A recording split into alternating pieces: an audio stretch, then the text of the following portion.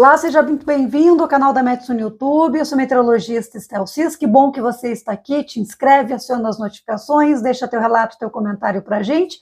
Mais uma vez mudando de endereço, hoje estou em Porto Alegre, vou me instalar por aqui por algumas semanas, até poder retornar para minha casa, para minha residência em Canoas. Bom, o cenário que nós temos aí nessa segunda e terça-feira está associado a um centro de baixa pressão atmosférica, um ciclone. Há muita preocupação com isso, ainda estamos num cenário de emergência, já melhorou em relação a alguns dias atrás, a gente já tem muitas áreas secas, muitas pessoas já fazendo limpeza, tentando aí se reestruturar, se reconstruir, buscar reconstruir aquilo que restou.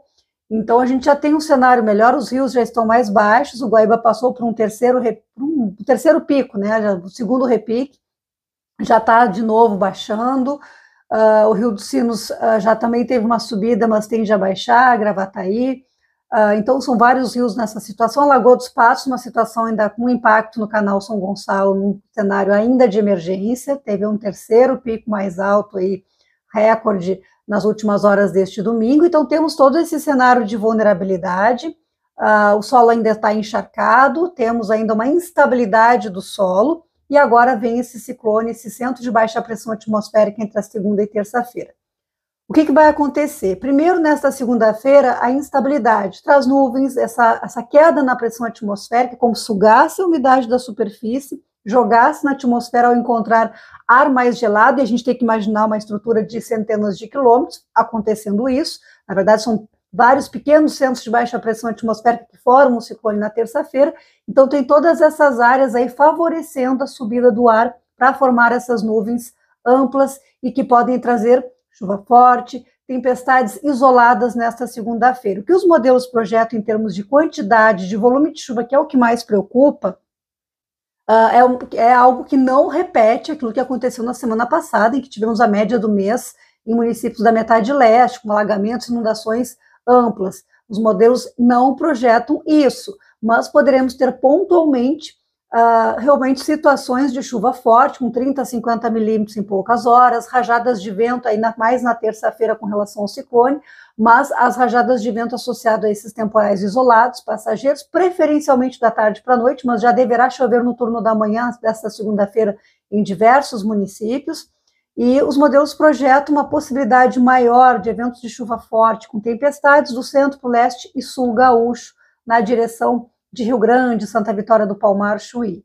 Entre a noite de segunda e começo da terça é que o vento começa a ganhar intensidade, e aí aquele vento mais constante associado a ciclone. Tem o vento de temporal, que é minutos, e tem o vento associado a ciclone, que ele é mais constante, mais persistente, e esse vento do ciclone, aí sim, ele pode trazer aí rajadas acima de 100 km por hora, naquelas áreas de maior altitude, nos campos de cima da Serra do Rio Grande do Sul, Planalto Sul Catarinense, no extremo sul gaúcho, e também na direção, em torno ali da Lagoa dos Patos, 70 a 90 km por hora, então é vento forte.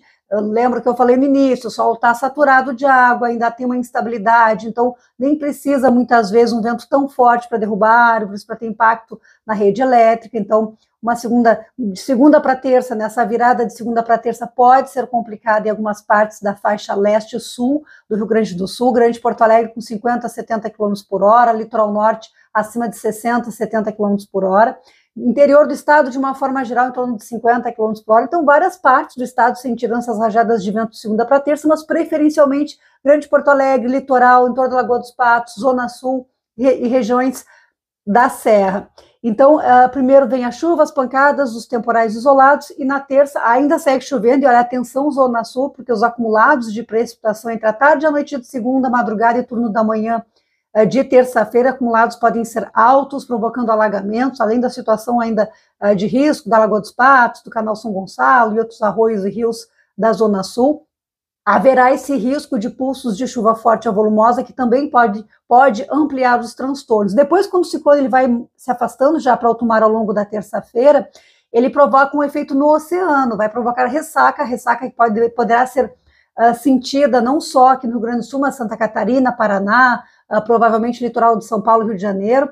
As ondas em alto mar poderão ser de 5 a 7 metros, alto mar, então risco à navegação marítima. No litoral, ondas acima de 3 metros, que podem trazer danos aí às orlas, às faixa litorânea de todo o sul do Brasil. Então, muita atenção aí na terça e na quarta já perdendo força, mas em geral, terça e quarta-feira com o mar muito revolto, agitado, e com esse efeito também que pode ter consequências na Lagoa dos Patos. Então, a situação da Lagoa dos Patos realmente é ainda de monitoramento, de alerta. As autoridades locais têm feito um trabalho aí de monitoramento constante, diário, com boletins atualizados. Sigam essas orientações, acompanhem essas orientações. Você que é de São José do Norte, Rio Grande, Lourenço do Sul, Pelotas, Arambaré, Tapes, Camaquã, toda essa área aí, mas principalmente mais no final da Lagoa, percebendo, sentindo mais os efeitos da Lagoa dos Patos. E a condição do litoral, que vai sentir o vento forte, e também a ressaca marítima e esse mar mais agitado aí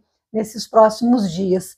Então, vamos ficar atentos. A boa notícia é que depois esse ciclone vai se afastar e vai trazer ar mais seco, e devemos ter uma semana, uma condição muito favorável à recuperação, à reconstrução. Então, a gente ainda tem essa instabilidade, infelizmente, para passar ainda entre segunda e terça-feira. Eu sei que muitos de vocês não queriam ouvir essa informação, mas infelizmente a gente tem que trabalhar com a verdade, com a informação correta, principalmente nesse período que a gente ainda está em risco, a gente ainda está numa situação de vulnerabilidade em muitos municípios ainda, dos vales, da Grande Porto Alegre, do entorno da Lagoa dos Patos. Infelizmente a gente ainda não saiu desse caos, estamos começando a enxergar uma luz aí no final do túnel, e acredito que venha essa melhora a partir de agora. O mês de junho tende a ser bem melhor, muito melhor do que foi o mês de maio, será inesquecível na nossa história climática, pessoal de nós gaúchos.